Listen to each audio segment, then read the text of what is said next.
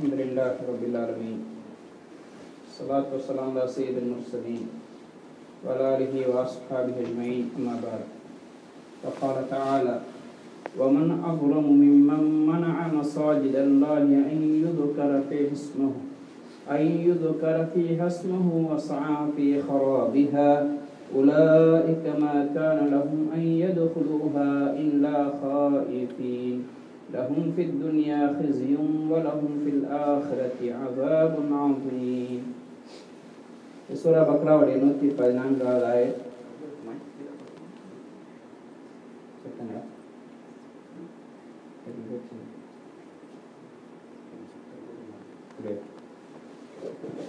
அல்லாஹ் தஆலா சொல்கிறான், யாரை அநியாயம் செய்து கொள்கின்றார்களோ ومن أظلم ممن منع مساجد الله أن يذكر فيه اسمه وسعى في خرابها. அல்லாஹ்வுடைய பள்ளிவாசல்களில் மக்கள் அல்லாஹ்வை திக்ர் செய்வதை விட்டும் அல்லாஹ்வை பற்றி பேசுவதை விட்டும் பிரஸ்தாபிப்பதை விட்டும் தடுக்கின்றார்களோ வஸஆ ஃபீ ஹராபிஹா, மேலும் அதை பாழாக்குவதற்காக வேண்டி அதை அழிப்பதற்கான முயற்சி செய்கின்றார்களோ அவர்களை விட மிகப்பெரிய அநியாயக்காரர்கள் யார் இருக்கின்றார்கள்? அல்லாஹுடைய பள்ளிவாசல்களில் அல்லாஹுடைய பிரஸ்தாபம் செய்யப்படுவது அப்படின்னு அல்லாஹ் திக்ர் செய்கிறது, குர்ஆன் ஓதுறது, இதே மாதிரி தொழுகை போன்ற இபாதத்துகள் செய்வதை யார் தடுக்கின்றார்களோ, மேலும் அதை பாழாக்குவதில் முயற்சி செய்கின்றார்களோ, அதை அழிக்கிறதுக்காக இல்லாமலாக்க முயற்சி செய்கின்றார்களோ அவர்களிட பெரிய அநியாயக்காரர்கள் யார் இருக்கின்றார்கள்? உலாயிக மா கான லஹும் அன் யத்குலூஹா இல்லா ஹாயிஃபீன், அவர்களுக்கு அந்த பள்ளிவாசல்களில் பயந்தவர்களாக ஒன்றி நுழைவதற்கு அனுமதி கிடையாது, நுழைய மாட்டார்கள். லஹும் ஃபித் துன்யா ஹஸீன் வ லஹும் ஃபில் ஆখিরাতি அஸாபுன் அஸீம், அவர்களுக்கு உலகத்திலேயும் கேவலம் இருக்கின்றது, இதே மாதிரி மறுமையில் பயங்கரமான வேதனை இருக்கின்றது. இப்போ இந்த ஆயத்தில் அல்லாஹுடைய பள்ளிவாசல்களை தடுக்கிறவங்க, அதை பாலாக்கிறதுக்கான முயற்சி செய்கிறவங்க யார் என்ற விஷயத்தில் குர்ஆனுடைய விரிவுரையாளர்கள் பல கருத்துக்கள் சொல்லியிருக்கிறாங்க. பிரபலியமான 2 கருத்து உண்டு. இது நஸ்ரானிகளை பற்றி எல்லாம் சொல்கிறான், கிறிஸ்தவர்களை பற்றி. இவங்க பைத்துல் மக்திஸில் அழுக்குகளை குப்பைகளை கொட்டினாங்க. அந்த பள்ளிவாசலில் பைத்துல் மக்திஸ் பலஸ்தீன் இருக்கக்கூடிய பள்ளிவாசல், அதில் போய் மக்கள் தொழுவதை தடுத்தார்கள். அதனால் அல்லாஹ் தஆலா அவர்கள் சம்பந்தமாக இறக்கினான். 2வது கருத்து, இவங்க புக்தநஸர் பாபிலோடைய அரசன், முழு உலகத்தை ஆட்சி செஞ்சவன், இவன் யஹூதிகளுக்கு எதிராக இருந்தான், யஹூதிகளை வெறுத்தான்.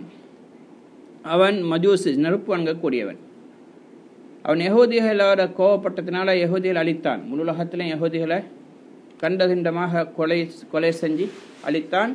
அதே மாதிரி அவங்களுடைய புனித ஸ்தலம், எங்களுடைய காபத்துல்லா மாதிரி அவங்களுடைய புனித ஸ்தலம் தான் பைத்துல் மக்திஸ் யஹூதிகளுடைய, அதையும் இடித்தொழித்தான். அப்போ அந்த விஷயத்தில் நஸ்ரானிகள் கிறிஸ்தவர்கள் அவனுக்கு உதவியாக இருந்தாங்க. அப்போ பைத்துல் மக்திஸ் புக்தநஸர் அழிக்கிறதுக்கு உதவி செஞ்சதுனால, அதை பாலாக்கினத்தினால, அதே மாதிரி அதில் செத்த பிணங்களை கூட புக்தநஸருக்கு போட்டான். அவன் மக்கள் பள்ளிவாசலுக்கு வர தடையாக இருந்தாங்க. அப்போ அதுக்கு உதவியாக ரோம் மக்கள் உதவி செஞ்சாங்க, அவங்க கிறிஸ்தவர்கள். அதன் காரணமாக அவங்க உதவி செஞ்ச காரணம், யஹூதிகள் பனு இஸ்ராயல்கள் யஹ்யா இப்னு ஜக்கரியா, யஹ்யா அலைஹிஸ்ஸலாத்தை கொலை செஞ்சிட்டாங்க.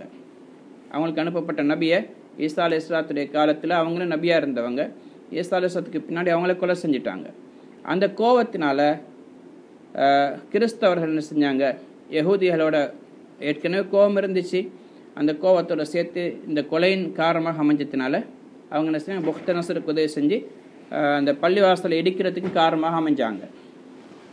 2வது கருத்து, இது ரசூல் ஸல்லல்லாஹு அலைஹி வஸல்லம் அவங்க உம்ரா செய்கிறதுக்காக வேண்டி ஹிஜ்ரி 6வது வருஷம் மக்காவுக்கு வந்தாங்க. வர வழியில் ஹுதைபியாவில் வச்சு தடுக்கப்பட்டாங்க.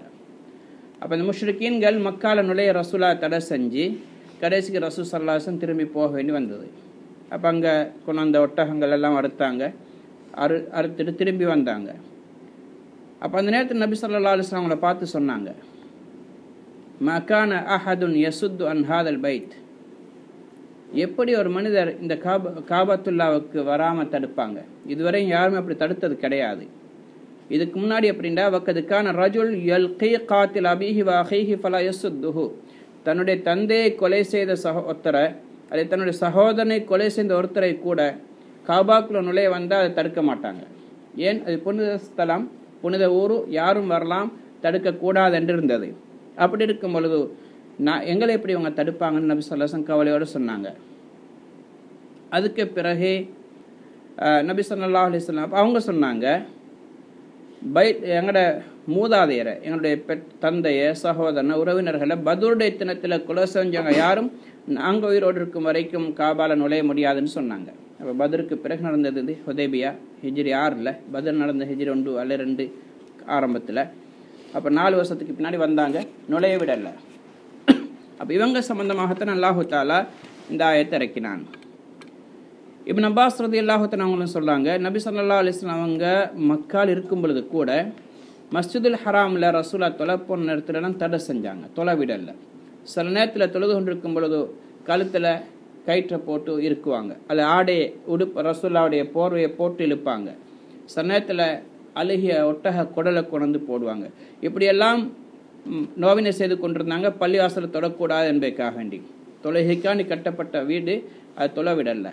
இப்போ அல்லாஹ் தஆலா இந்த ஆயத்தை இறக்கினான், இவர்களை விட பெரிய அநியாயக்காரர்கள் யார் இருக்கின்றார்கள்? அப்போ சிலர் சொல்கிறாங்க, முதல் கருத்து சிறந்தது. என்ன காரணம் சொன்னால், குறைஷிகள் காபத்துல்லா இடிக்கிறதுக்கான முயற்சி செய்யலை, பள்ளிவாசலில் தொலைவிடலை, ஆனால் பள்ளிவாசல் இடிக்கிற முயற்சி செய்யலை. ஆனால் அந்த நஸ்ரானிகள் கிறிஸ்தவர்கள் பைத்துல் மக்திஸை உடைக்கிறதுக்கு உதவியும் செஞ்சாங்க என்பதனால அவங்களுக்கு தனது பொருத்தம். ஆனாலும் கூட இப்னு கஸீர் ரஹ்மத்துல்லாஹி அலைஹி அவங்க சொல்கிறாங்க, இரண்டாவது கருத்து, அதாவது இந்த குறைஷி காஃபிர்கள் சம்பந்தமாக சொல்கிறது பொருத்தம். காரணம் என்னென்னா, பள்ளிவாசலில் தொழுகை நடக்காமல், தீனுடைய அமல்களை நடக்காமல் ஒரு மனிதன் அதை தடுக்கிறதுக்கு இதை விட அந்த பள்ளிவாசலை இடிக்கிற மாதிரி ஒரு செயல் ஒன்று தான் அது. அதை விட அந்த பள்ளிவாசலை பாழாக்கிறதுக்கு வேற என்ன காரணம் இருக்குது? வேற என்ன ஒரு விஷயம் ஒன்று இருக்க முடியும்? பள்ளிவாசல் எப்படி உடைக்கிறதோ அது மாதிரி தான் அந்த பள்ளிவாசல்களில் மார்க்க அமல்கள், தீனுடைய அமல்கள் நடக்காமல் தடை செய்கிறதும் அதே மாதிரி ஒரு விஷயம்தான். அதை இடிக்கிற மாதிரி தான் தடுக்கிற காரியமும். அப்போ அல்லாஹு தாலா அவங்கள பற்றி எப்படி சொல்லியிருக்கிறான்? அல்லாஹு தாலா இன்னொரு ஆயத்தில் சொல்கிறான், ஒமாலஹும் அல்லாஹ் யுஅஸிபஹுமுல்லாஹு வஹும் யஸுத்தூன அனில் மஸ்ஜிதில் ஹராம். ஏன் அல்லாஹ் அவர்களை தண்டிக்கக்கூடாது? அவங்க தான் மஸ்ஜிதுல் ஹராமை விட்டு மக்களை தடுத்து கொண்டிருக்கிறாங்களே. மஸ்ஜிதுல் ஹராம் என்ற பெயரோடு அல்லாஹ் சொல்கிறான். அப்போ கிறிஸ்தவர்களுக்கு மஸ்ஜிதுல் ஹராமுக்கு எந்த சம்பந்தமும் கிடையாது. இது முஷ்ரிக்கீன் மக்காவோட சம்மந்தப்பட்ட விஷயம். இதே மாதிரி அப்போ இவங்க என்ன செஞ்சாங்க? பள்ளிவாசல்களில் தொழுகை நடக்காமல் திக்ர் செய்கிறதுக்கோ குர்ஆன் ஓதுறதுக்கோ எந்த ஒரு ஷரியத்துடைய காரியத்தையும் செய்ய விடாமல் அவங்க தடுத்தாங்க. அதுக்கு மாற்றமாக அதில் சிலைகளை கொண்டு வச்சாங்க, நிர்வாணமாக தவாப் செஞ்சாங்க, மார்க்கத்துக்கு முரணான எல்லா காரியத்தையும் செஞ்சாங்க. இதை அந்த பள்ளிவாசல காபத்துல்லா பாலாக்குற மாதிரி இல்லாமல் வேற என்னவாக இருக்க முடியும்? அடுத்த அல்லாஹ் சொல்கிறான், உலாயிக்க மக்கான் லஹும் யதுகுலூஹா இல்லா ஹாயிஃபீன்.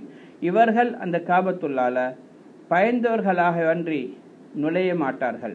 பள்ளிவாசல்கள் நல்லா பொதுவாக சொன்னாலும் குறிப்பாக மஸ்ஜிதுல் ஹராம்லையும் மற்ற இடங்களும் அதில் சேர்ந்து கொள்ளும். அப்படி அவங்க நுழையிறாங்கன்றாலும் பயத்தோடு தான் போவாங்க.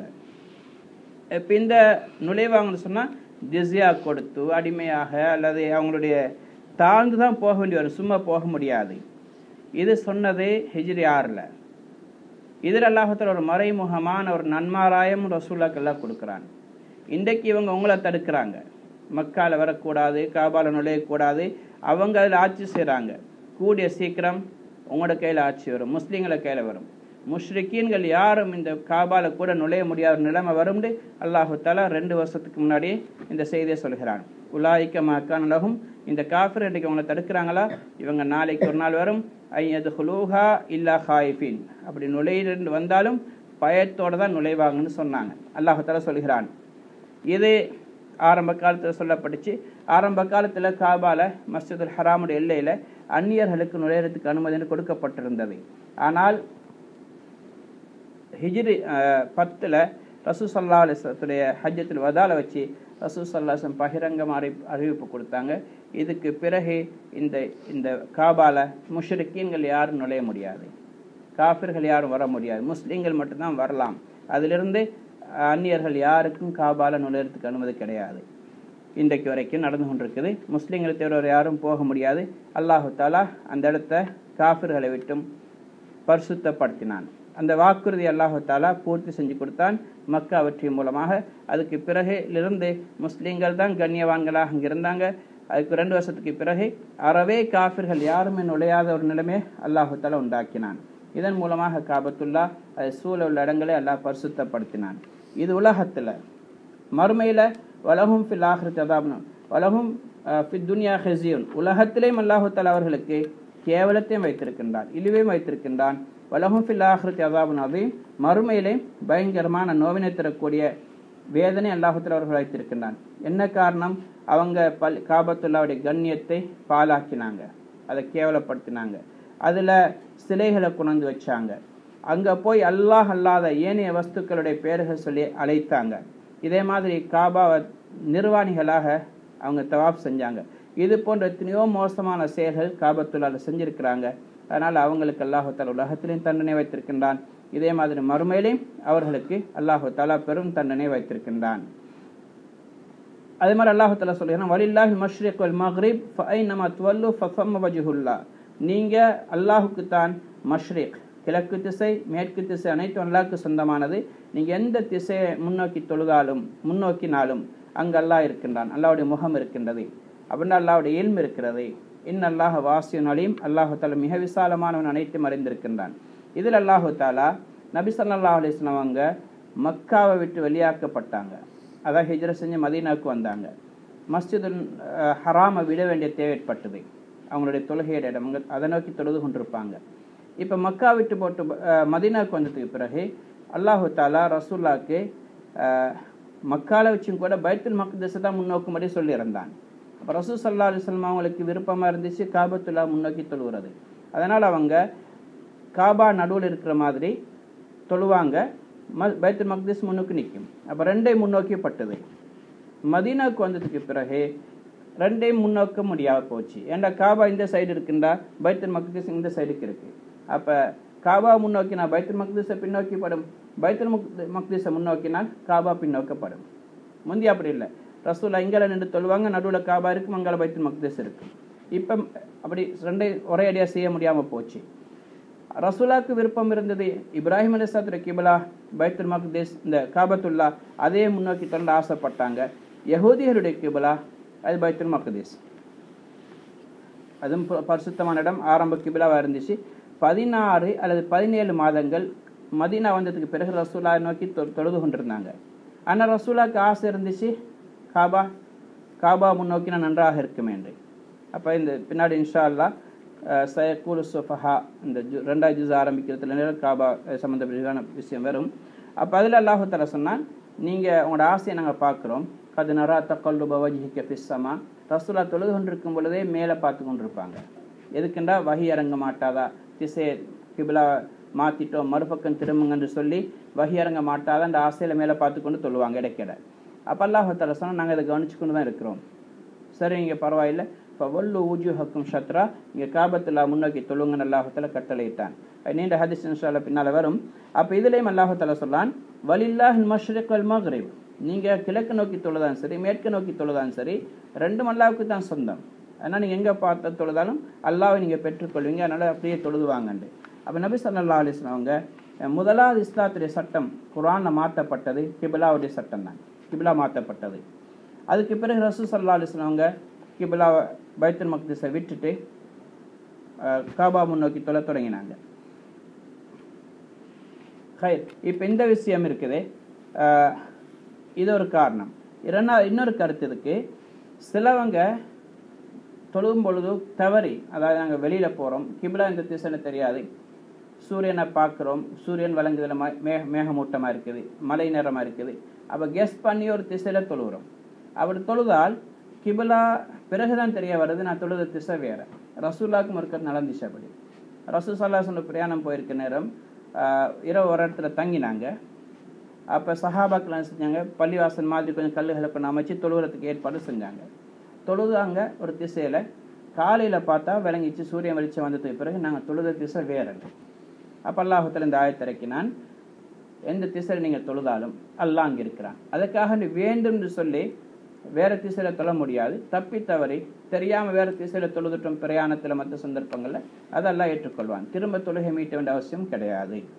ஹை அது இன்னொரு கருத்து, சுன்னத்தான தொழுகையில் நஃபிலான தொழுகையில் பிரயாணத்தில் வாகனங்கள் உட்கார்ந்து தொழுகிறோம், அது மாதிரி சந்தர்ப்பத்தில் எந்த திசையிலையும் பார்த்து தொழலாம். ஃபர்தான தொழுகை தான் கிபிலா முன்னோக்கிற கட்டாயம், நஃபிலான தொழுகையில் கட்டாயம் இல்லை. முன்னோக்கி தொழுவது சிறந்தது. அப்படி வேறு திசையில் கூட வாகனத்தில் போய்கொண்டு உட்கார்ந்து தொழுகிறோம், ரசூல்லா ஒட்டகத்தில் உட்கார்ந்து கொண்டு தொழுதிக்கிறாங்க, குதிரையில் உட்கார்ந்து தொழுதிக்கிறாங்க, அப்போ அந்த நேரத்தில் கிபிலா முன்னோக்கி தான் தொழ வேண்டிய கட்டாயம் ஒன்று இல்லை. இதே மாதிரி சம்பவம் ஒன்று சஹாபாக்களுக்கு நடந்துச்சு. அவங்களும் ஒரு பிரயாணம் போயிருந்த நேரம் வேறு திசையில் தொழுதுட்டாங்க. அதுக்கு பிறகு அவங்களுக்கு தெரிய வந்துச்சு, நாங்கள் தவறாக தொழுதுட்டோம், கிபிலா முன்னோக்கல் என்று சொல்லி. அதுக்கப்புறம் ரசூலாட்ட வந்து சொன்னாப்பில் இந்த ஆயத்தை இறங்கிச்சது, இந்த ஆயத்தை ஓதி காட்டினாங்க. பிரச்சனை இல்லை, எந்த திசையில் நீங்கள் தொழுதீங்கனாலும் அல்லாஹால் அந்த திசையில் இருக்கிறான், நல்லா ஏற்றுக்கொள்வான். அடுத்து இன்னொரு கருத்து, இந்த ஆயத்திற்கு இது கிபிலா மாற்றப்படுறதுக்கு முன்னாடி இருந்தது. மாற்றப்படுறதுக்கு முன்னாடி வேண்டிய திசையில் தொழலாம். காபா முன்னோக்கி தொழுறது கட்டாயமாக இருக்கல, பைத்துல் மக்தீஸ் நோக்கி தொழுறது கட்டாயம் இல்லை. எந்த திசையில் தொழுதான் ஏற்றுக்கொள்ளப்பட்டது. கிபிலா காபத்துல்லா முன்னோக்கி ஏவப்பட்டதுக்கு பிறகு அதை நோக்கித்தான் தொழணும். அப்படி தவறி தொழுத வேணுன்று சொல்லி வேறு திசையில் தொழுகக்கூடாது. இன்னொரு கருத்து, இது எல்லா கருத்தும் இது பொருத்தம், எதுவும் தவறல்ல. எதுக்கும் எல்லாருடைய வார்த்தைக்கு இது விரிவானது, எல்லாத்துக்கும் தேவையான மாதிரி தான் அல்லாஹால எந்த காலத்துக்கும் தேவையான மாதிரி அமைச்சிக்கிறான். அப்போ துவாவுடைய விஷயத்தில் அல்லாஹால சொல்கிறான். அல்லாஹால துவாவை பற்றி ஆயத்திறக்கினான். உது ஊனி அஸ்தஜிபு லக்கும், என்னிடத்துல துவா செய்யுங்க, நான் உங்களுக்கு அழைப்பு பதில் கொடுக்குறேன், ஏற்றுக்கொள்கிறேன் அல்லாஹால ஆயத்திறக்கிற நேரம் சஹாபாக்கள் கேட்டாங்க, இல்லா ஐன, எந்த திசையை பார்த்து நாங்கள் துவா செய்கிறதை. அப்போ அல்லாஹ் ஆயத்திறக்கினான், நம்ம துவல்லு ஃபம்ம வஜிஹுல்லா, எந்த திசையில் சரி நீங்கள் பார்த்து துவா செய்ய பிரச்சனை இல்லை, அல்லாஹ் அங்கே இருக்கிறான். இன்னல்லாஹ் வாசின் அலீம், அல்லாஹால விசாலமானவன். அவன் தன்னுடைய கொடையை கொண்டு தன்னிடத்தில் இருக்கக்கூடிய ஹசானா மூலமாக தன்னுடைய பொக்கிஷங்கள் மூலமாக எல்லாருக்கும் கொடுக்கறதுக்கு எல்லாம் விசாலமானவன். எவ்வளோதான் கொடுத்தாலும் குறையாது. அடுத்து நீங்கள் எங்கிருந்து கொண்டு என்ன செஞ்சாலும் என்ன அழைத்தாலும் நான் அதை பார்த்து கொண்டிருக்கிறேன், அறிந்து கொண்டிருக்கிறேன், உங்களோட தேவையை நான் பூர்த்தி செய்து தருவேன் அல்லாஹ் சொல்கிறான்.